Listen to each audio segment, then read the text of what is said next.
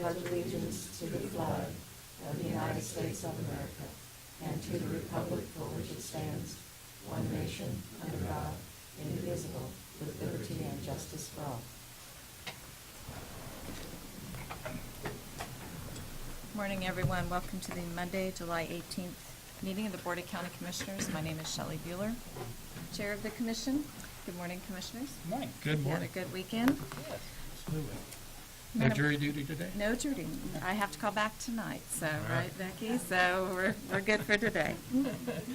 Madam Clerk, we do have an item to add, an update from Dr. Glenn, our coroner, so we will do that under after the audit finance with the fraud hotline, if we could do that. If there are no objections. No objection. No. Item 1, proclamation presentation update regarding fraud hotline. Andrea Forbes, Audit Finance. Good morning, Commissioners. Andrea Forbes, Internal Auditor. Today I'm here to give you an update on the ethics hotline that was implemented on October 1st of last year. Lighthouse Services has been providing the third-party communication system for county employees to report unethical activities in order to eliminate the potential impact of fraud and other unethical behavior. Since the implementation of the ethics hotline, the county has received 12 reports through Lighthouse via the call center or the website. 8 of those reports have fallen under the category of personnel issues. 2 of those have dealt with financial issues, and the other 2 dealt with policies and procedures. 11 reports have been investigated and resolved to the fullest extent possible given the information that was provided.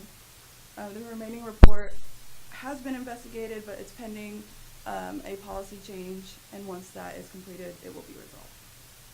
And one of the reasons that we chose Lighthouse to provide the communication system for our hotline is because of the open exchange feature that they provide. This feature allows a reporter to reconnect with Lighthouse, to add information to their report, or to request a status update on their report.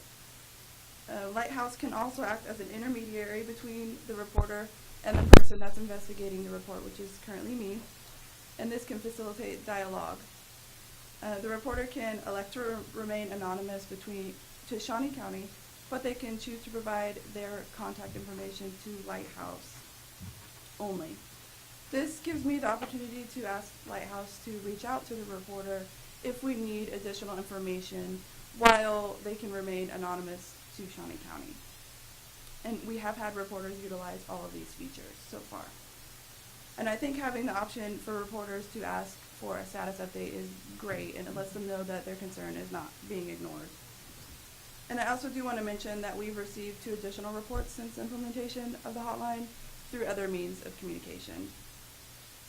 And these reports have brought about good changes within the county. They have drawn attention to the current policies and procedures, which has led to a review of our policies to determine if they're effective, if more defined language is needed, or if an additional policy needs to be created. Some of these policies and procedures have been updated as a direct result of these reports that we've received. The reports have also raised awareness of not only the current issues, but potential issues as well to supervisors and department heads that they may not have been aware of, and they can address them appropriately. And before I end this update, I do want to remind those that do call the hotline, please provide as much detail as you feel comfortable with so that we can thoroughly investigate the concern. And if you choose to utilize a function where you can provide your contact information to Lighthouse but remain anonymous to Shawnee County, this will also assist in investigating your concern if we have any additional questions or need more information. And as always, all anonymous reports remain as confidential to the fullest extent possible. And Shawnee County does not tolerate any form of retaliation, discrimination, or discipline for making a good faith report or assisting in the investigation of a report. And I will continue to provide periodic updates to you guys on the activity of the hotline.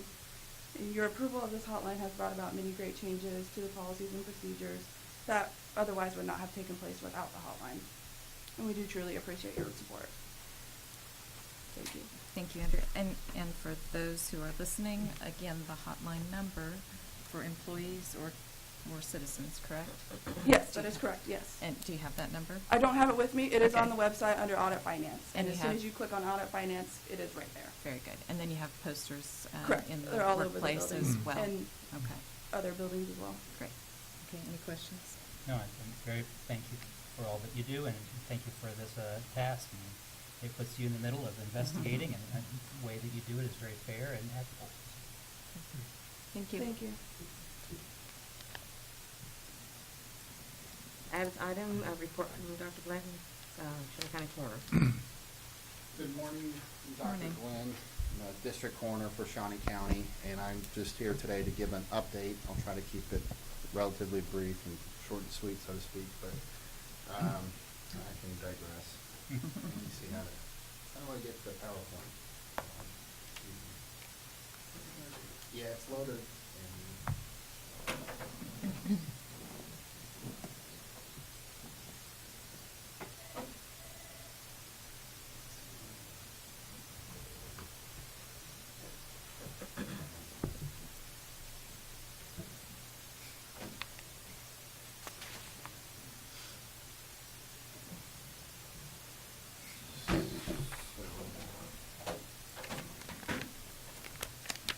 Our mission is to provide accurate, timely, dignified, compassionate, and professional death investigative services for the citizens of Shawnee County.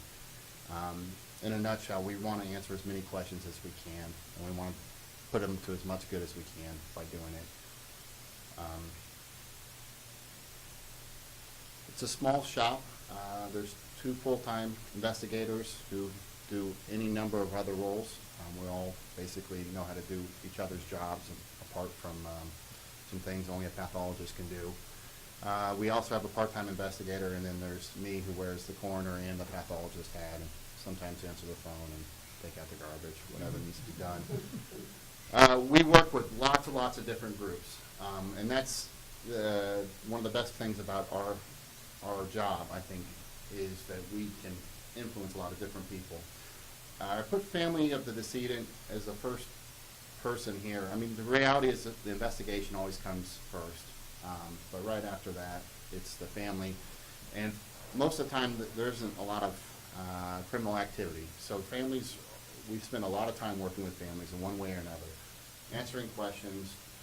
You know, sometimes you get questions that you can't answer. Actually, it's all the time. So law enforcement, citizens will call us with just any number of questions that have nothing to do with our casework, and that's certainly something that we try to provide.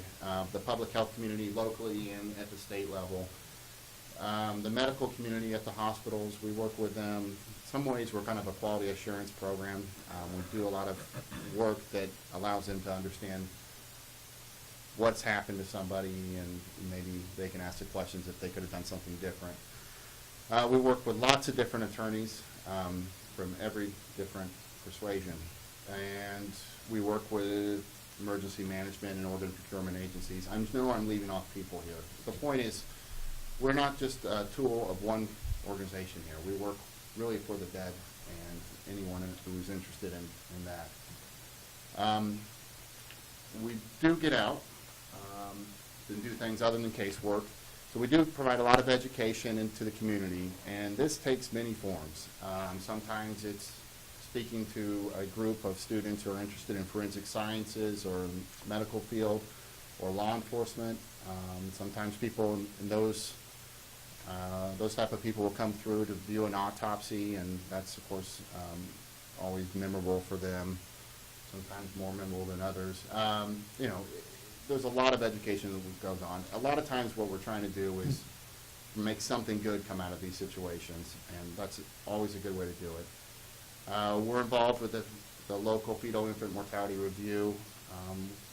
I'm personally involved with the Kansas State Child Death Review Board. That's a new activity that it's pretty time consuming.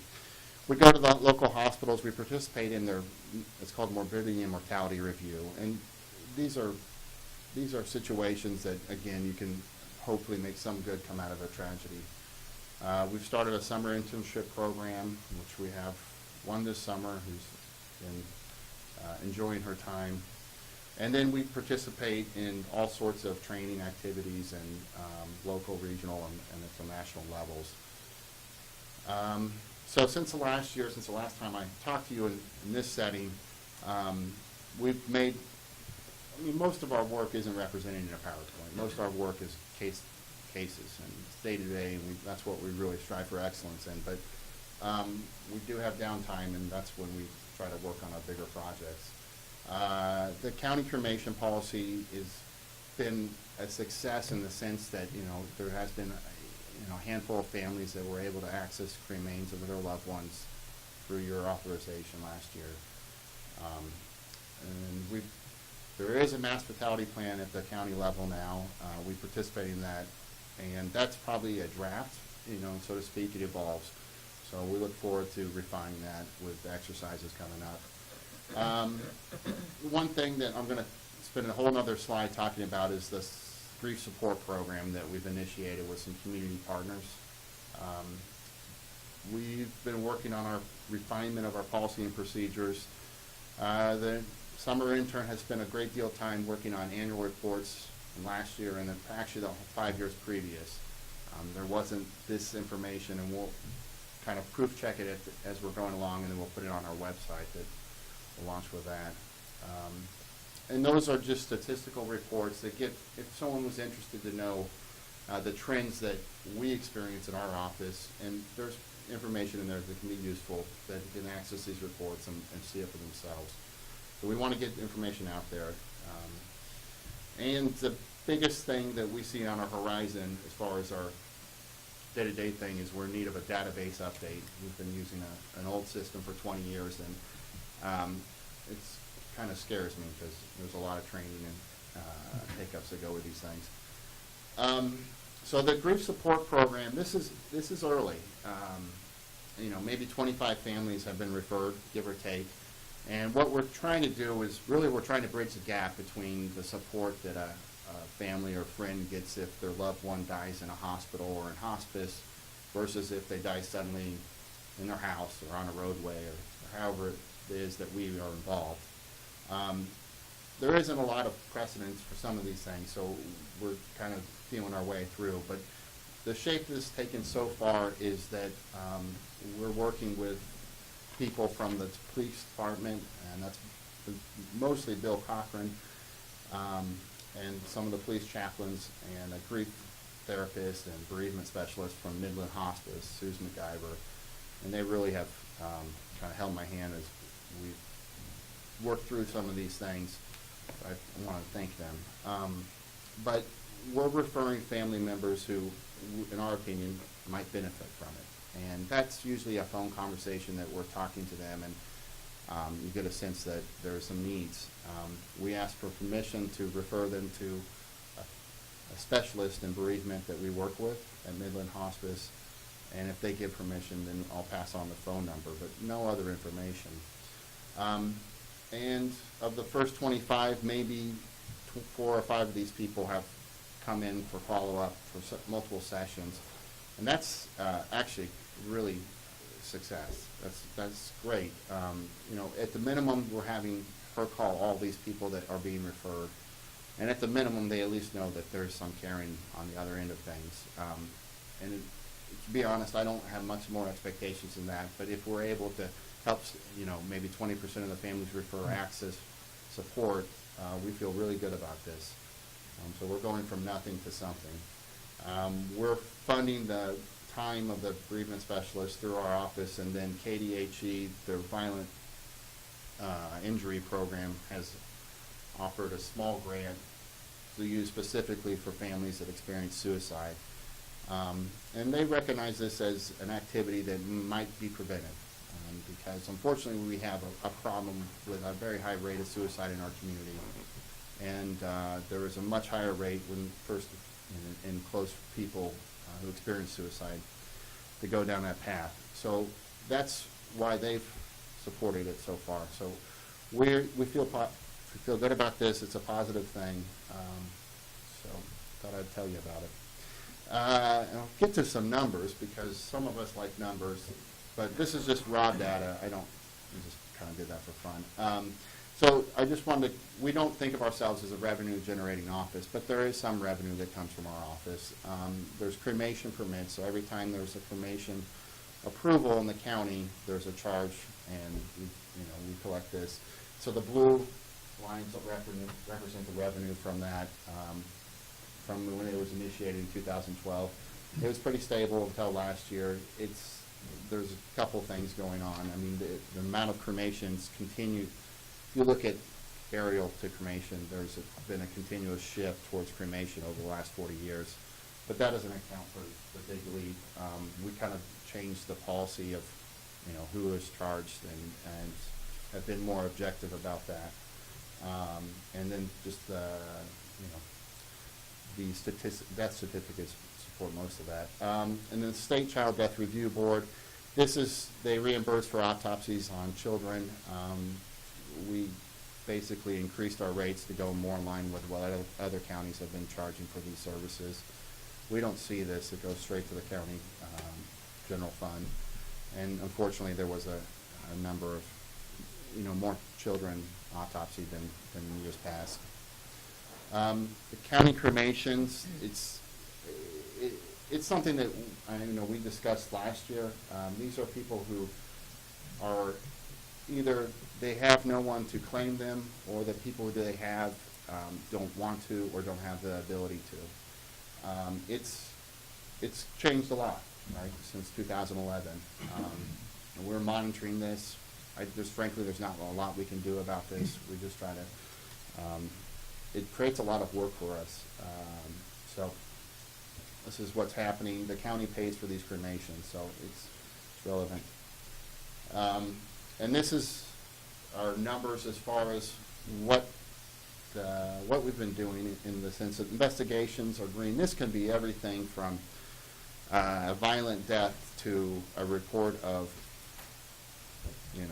my gosh, I could tell you a million stories. But anyway, the point is, every time we get notified of a possible case for us, that's an investigation. And it doesn't have to go much further than that. We might make the decision on the spot that we are not involved. It's not our jurisdiction. We might have to request medical records. We might have to go down a number of paths. So pretty stable. 2016, these numbers are through the end of June, although they change. These won't, but the next slide is a little misleading.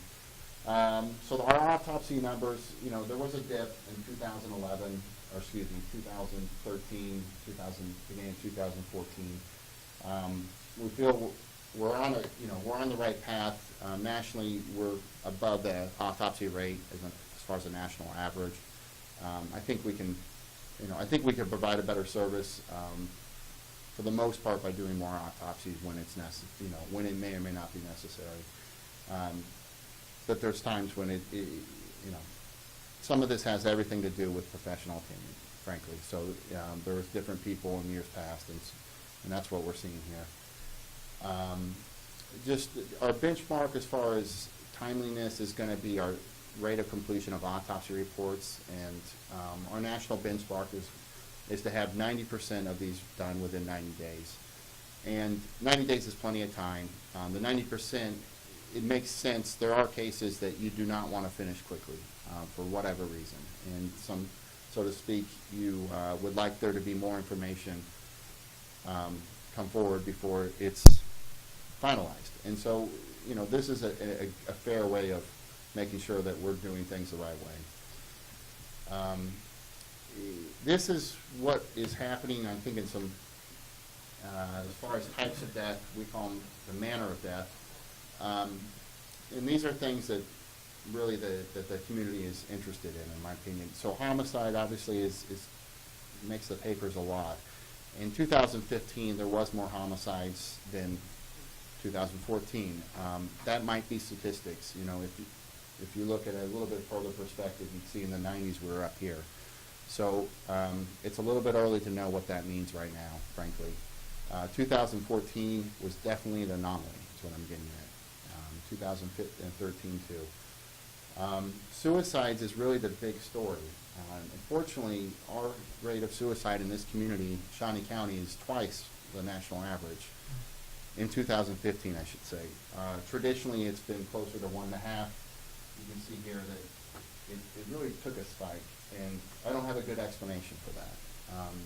And there's, unfortunately, the nature of our work is we can't really, we deal with these things after they happen. We hope that some of the support that we're trying to give these families who experience these things might provide some good. I don't necessarily think it will translate into a change in these numbers, though.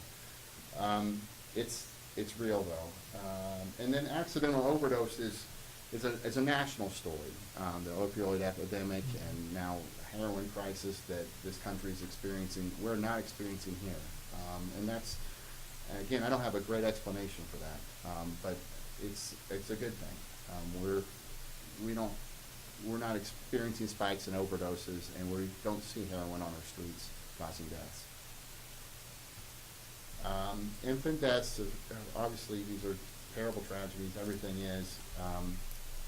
People, sometimes they get clustered and people feel like there might be a bigger explanation to what's going on, but the reality is statistics kind of even these out over decades. They're pretty stable.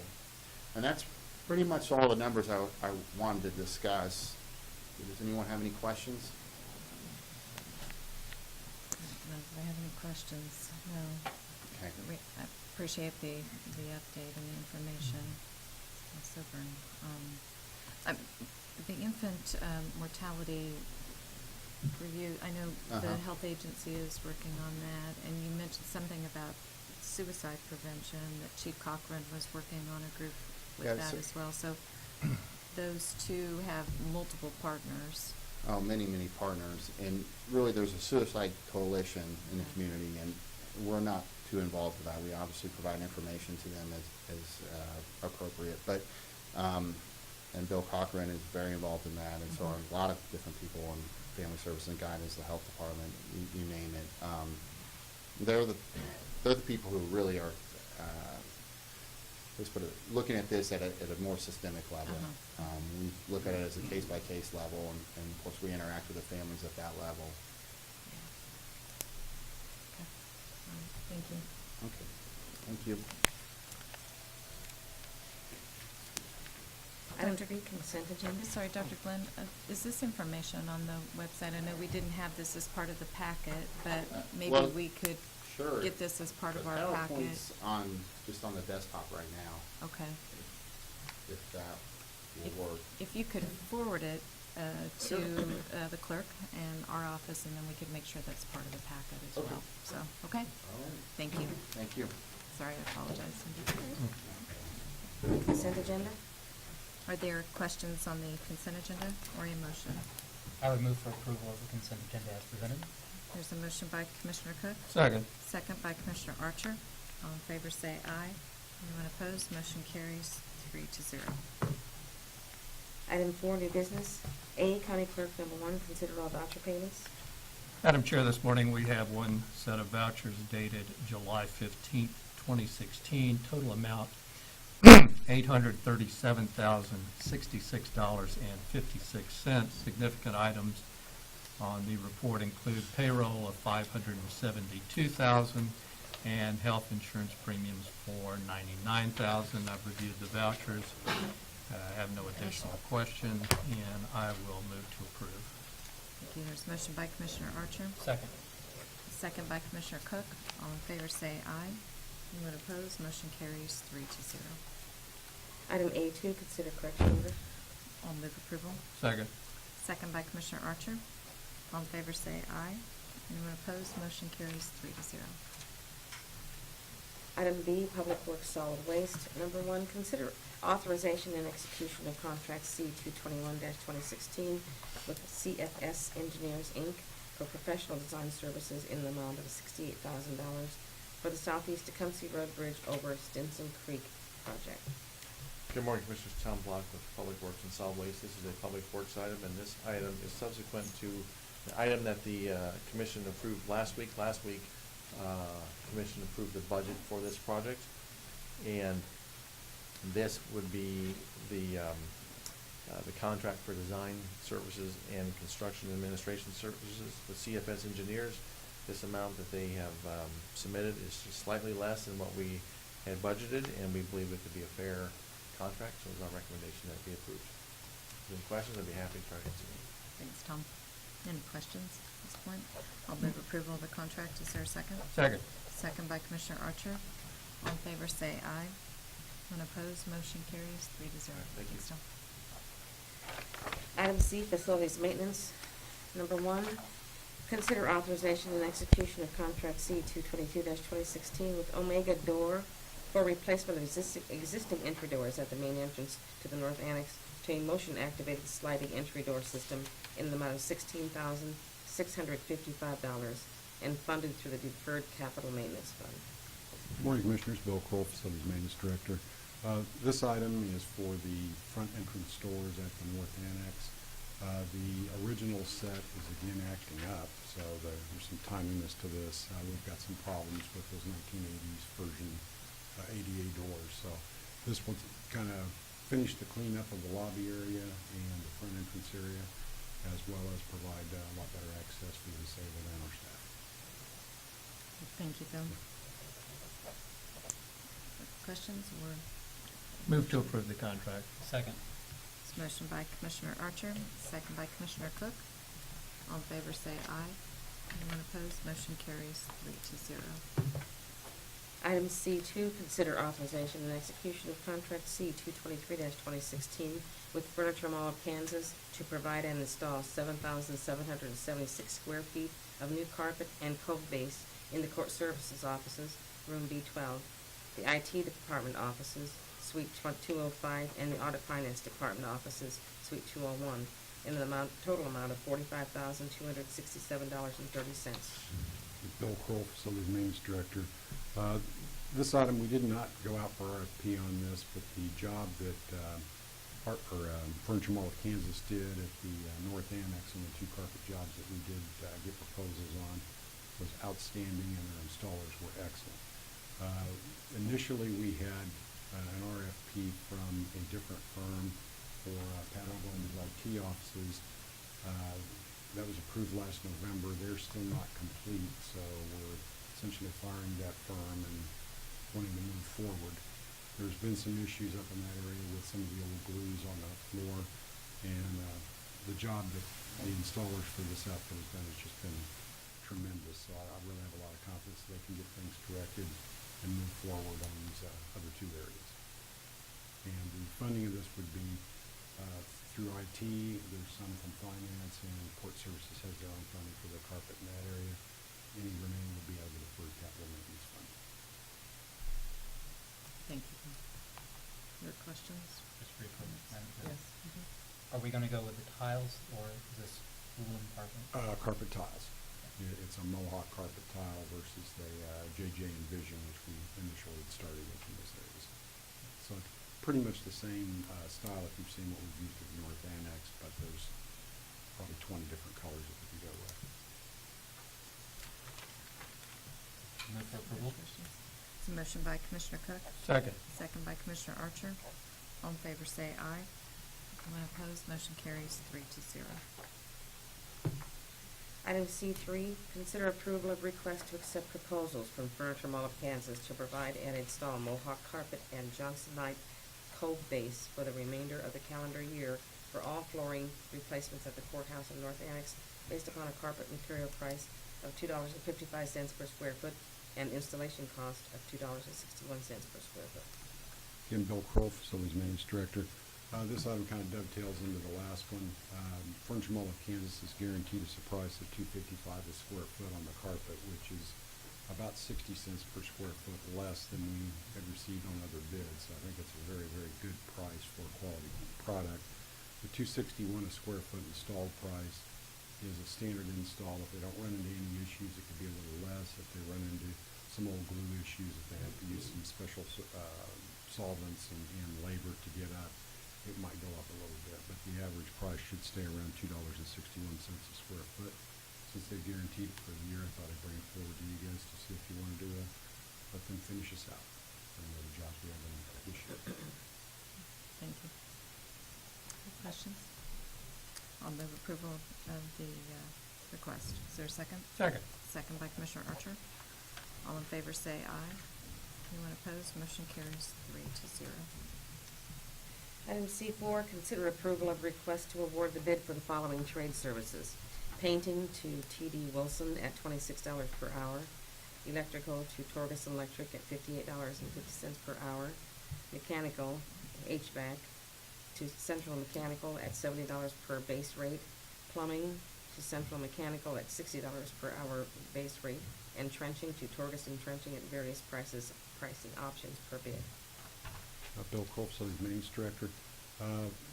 About 6 weeks ago, you authorized us to go out and look at a trade services agreement. We received replies, not from as many firms as I would have liked, but we did get some good pricing from these firms. I'd like to go ahead and award them contractual approval to provide us those services as we need them.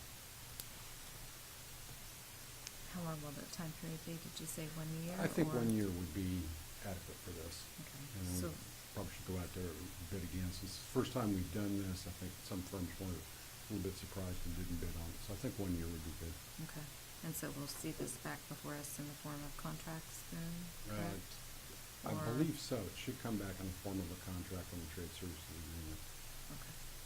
Any further questions? Commissioner Cook? So, Bill, just let me understand, this is a pretty big step for the county, rather than having a bid per project, to where we would have a low bidder per project, we're wanting to contract out for any job, no matter what it may be. Not necessarily. What this would be more on the service side than it is a major project. So if we had say if we wanted to replumb this entire building, we would put that out to bid individually. This gives us the option of, if there's an emergency at this building, or annex, or elections, or any of our other properties, if we're in a jam and we're guaranteed that price, $60 an hour for plumbing, if we have an electrical issue that our own electrician can't handle or can't get there in a timely fashion, we're guaranteed that rate, which these rates are less than they normally charge per hour. So, but that's not what the memorandum says. The memorandum just says for trade services, it doesn't say in the case of an emergency, or that we will go out and bid other projects. The memorandum is somewhat vague. I feel uncomfortable with it not being more specific, and I think that potentially we could get ourselves into a bind if we don't have specificity in what we're awarding. Okay. And so I don't know if it's possible to defer this, maybe to have that refined a little bit, or commissioners. Yeah, because Certainly could, yeah. when you went out for bid, the scope of the services, Yes, it was detailed in that respect, but not necessarily so Correct. on the memo. And I think it needs to be in contractual form, which we haven't moved forward yet with contracts on that, so we could definitely put some wording together in a contract saying this is for those particular services, and bring it back to you at a later date for consideration. But you need us to approve the request, so, yeah, let's get some direction here. Rich Eckert, County Counselor, as the person who's going to have to draft this. What I would like is some direction from you about how it's used and when it's used, and I think probably the best way to do that, because there has to be a fair amount of discretion to our facilities manager, but to maybe give us a monetary cap, like if it's a job that he thinks is going to be less than $5,000, he does that, and he can just go. I think that's kind of what we're looking for, but whatever that cap, I think that's the best way to do it is to give us a monetary cap. If it exceeds a certain amount, then we're going to bid it out, unless it's an emergency. So I just thinking about how to draft it, I would draft like if our building facilities person thinks the job's going to be under a certain amount, or it's an emergency. That's how I would draft it just off the top of my head. So probably the best action today is to defer for this memo piece of it, and Yeah, let's I think so. defer it, and I can draft something, get it to you to see if it's more along the lines of what you're thinking of. Okay. But I think today we're just awarding, we're locking in those rates by awarding the bids. We're not doing anything more than that. But how we use it in the future is more along the lines of what your question is. So we probably have to draft something that gives Bill direction about when and how he can use it. Does that make sense? It does. I mean, it's a good idea. I like the way that we're heading, and that we've got emergency services already lined up, so that we've got our rates. We know we can budget a little bit better when emergencies arise. I just need more information for it. So. Betty Griner, Director of Administrative Services. I think I would suggest that we just defer this, we come back with a more detailed memo on when these services will be used, and then we can make sure those are included in any contracts, that then contracts would come back for you to sign them later. But it sounds to me like our best option is probably to just defer this, then we'll come back and ask you to award the bids based on a more detailed memo. Any specific date, you need time? The date's the 18th, so 2 weeks. August 1. August 1? Well, and August I don't 1st? know that the contracts have to be ready. This would just be for you to vote to award the bids. Right. And then the contracts can come after that. But this would just be more detailed information for you to feel comfortable awarding the bid. So can we move to defer no later than August 1st? If you get it finished before then, you can put it on the agenda. Okay. Is there a second? Second. Second by Commissioner Archer. All in favor say aye. Anyone opposed? Motion carries 3-0. Item C5, consider approval of request to advertise and fill a vacant maintenance technician 1 position at a salary including benefits of $37,876. Bill Kroll, Facilities Maintenance Director. Some bad news for those of you who know Joey Chavez. Joey is going to be leaving us. Friday's his last day. It's great for Joey and bad for Shawnee County. He's picked up a position he's really looking forward to, and we congratulate him as he moves along. But this position would refill that vacant position as soon as Joey heads down the road on us. Okay. Questions on the request? Move to approve the request. Some motion by Commissioner Archer. Second. Second by Commissioner Cook. All in favor say aye. Anyone opposed? Motion carries 3-0. Item C6, consider approval of request to solicit proposals for custodial services for the courthouse at North Annex. Bill Kroll, Facilities Maintenance Director. Want to look and see who else might be interested in cleaning the courthouse, the North Annex. And specifically, those will be the 2 locations that we're looking at this point in time. We are under contract with Bob's Janitorial at virtually all county locations, but these 2 specifically come from facilities maintenance budget, so I want to look at maybe doing something different there. Thanks, Bill. And I know during your budget hearings, we had discussion about Yes. kind of the scope of the services and potentially increasing frequency Right. as being a part of this bid, correct? Yes, And that's so correct. that's going to reflect that. Yes, I asked Michelle Hanshaw, and we visited about going from twice a week to 3 times a week, 4, and even up to 5 to kind of see what it would cost us. Okay. All right. Commissioners, any questions? Move for approval. So motion by Commissioner Cook. Second. To approve, second by Commissioner Archer. All in favor say aye. Anyone opposed? Motion carries 3-0. Thank you very much. Item D, Administrative Services, number 1, consider approval of request to issue a request for proposal for the financial audit of Shawnee County. Good morning, Betty Griner, Director of Administrative Services. This is a request, as Cindy read, to issue a request for proposal for our financial audit services for the county. This is something that was last went out for bid in 2012.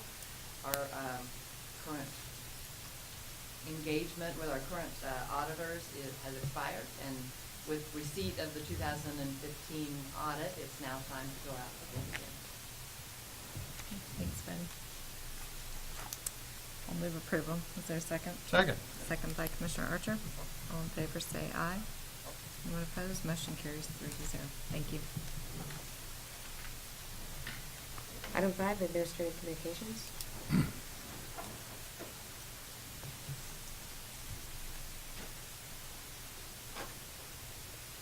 Good morning, Commissioners. Jeff Shabon, Kansas Expo Center. Got a little show and tell if I get the phone buttons right.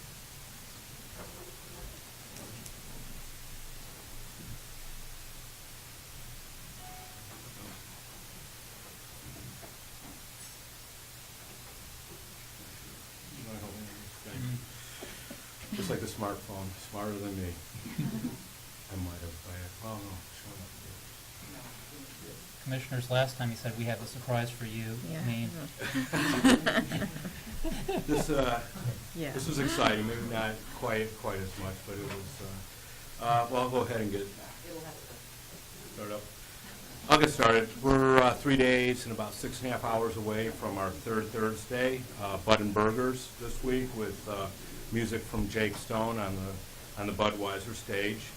Also coming up this week is the 4-H fair starting on Thursday also, so it's going to be pretty exciting down at the Expo Center. Well, I guess maybe I don't have show and tell. I can speak. Oh, is it?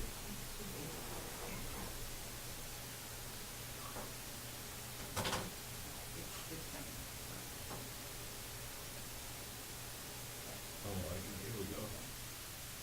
This past weekend, we had this ride and drive, trying to decide which car to go to, but we had an excellent showing on our parking lot where people were able to come in and test or drive or ride with professional race car drivers, either the Ferrari or the Lamborghini. I just want to say our parking lot was in good shape for this, and it was very exciting. Met a lot of people that came in from out of town for this too. So, Rich, sorry that you couldn't make it, but I do want to say that it was a very good event for us out there, and we're looking forward to having them back. Thank you. Which one did you buy, Jeff? I got the red one. Hat. Good for Hat. you. And Jeff, you do have a guest. He's probably not as exciting as our past guest, but H.R. Cook is here today. I'll be back. It's good to see you.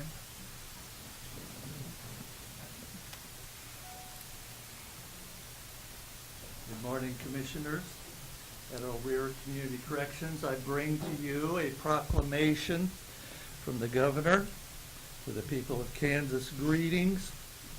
Whereas community supervision staff from the Kansas Department of Corrections and Adult and Juvenile Community Corrections agencies contribute to the public safety by exercising safe and effective control of approximately 5,200 parolees and 8,650 adult probationers and 1,700 youth, while actively encouraging and assisting them to become law-abiding citizens. And whereas community supervision is an essential part of the justice system, and whereas community supervision professionals uphold the law with dignity while recognizing the right of the public to be safeguarded from criminal activity, and whereas community supervision professionals are trained professionals who provide services and referrals for offenders, and whereas community supervision professionals work in partnership with community agencies, volunteers, and groups, and whereas community supervision professionals promote prevention, intervention, and advocacy, and whereas community supervision professionals provide service support and protection for victims, and whereas community supervision professionals are a true force for positive change in their communities, now therefore I, Sam Brownback, Governor of the State of Kansas, do hereby recognize this week, July 17th through 23rd, as pretrial probation and parole supervision week in Kansas, and urge all citizens to join in this observance. Signed, Sam Brownback, Governor. And this, I believe, does coincide with Take Your Favorite Probation Officer to Lunch Week. I think they left that out. Thank you. Thank you, Ed. Anyone else with administrative communication? Good morning, Sean Osborne, Parks and Recreation. This is kind of an exciting week for us for Parks and Rec. If you guys remember back on March 3rd, we came before you with a contract with Midwest Sports Production. This week, we have the 2016 USSSA Girls Softball Championship that takes place. We have 40 teams that will be attending this tournament. Out of the 40, 31 are from out of town. We do have from Missouri, Nebraska, Oklahoma, Iowa, and Arkansas. 9 teams from Kansas, including 1 local team. And then it starts on July 20th, goes through to Saturday, July 23rd. There's 2 different locations. We'll have the Betta Sports Complex, and we'll have the Lake Shawnee Girls Complex, where both sites will be. And the festivities and opening ceremonies take place on Wednesday, July 20th. Be happy to answer any questions. It's going to Yeah. be some hot days to play Yeah, ball. it is. Ooh, yeah. Thank you. Any questions? Okay. Thank you. All right. Anyone else? Okay, commissioners, do you have anything? I was just going to say briefly that friends and family got to attend Fiesta Friday night, and it was great food, great entertainment, and amazingly, it was great weather. So we all enjoyed it. That's it. No, Fiesta was great. I had an opportunity to ride some carnival rides. I survived, Daughter dared me on to them, and so great food and great times. And for those of you who are, we're talking about the fair, here's a schedule of events. That's coming up. I don't have anything else. Next item, please. Item 6, executive session. I do not believe there is a need, so we are adjourned. Thank you.